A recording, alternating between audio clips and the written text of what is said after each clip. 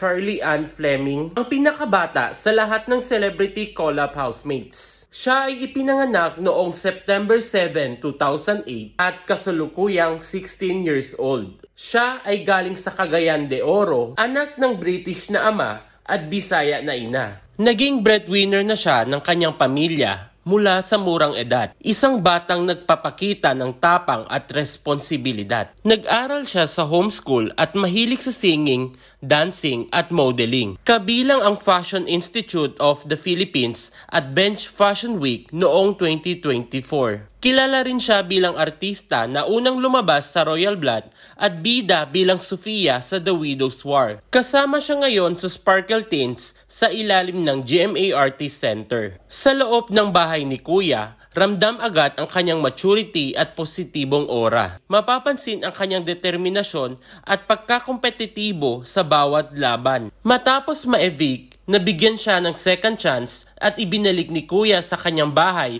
kasama si Ralph De Leon. Isang comeback na nagbigay ng inspirasyon sa mga kabataan, lalo na't siya ang youngest housemate na may headstrong and hardworking na ugali. Si Charlie ay nagpapatunay na hindi hadlang ang edad sa pagiging leader at inspirasyon. Sa bawat laban, pinapatunayan niya na siya ay may pusong hindi sumusuko.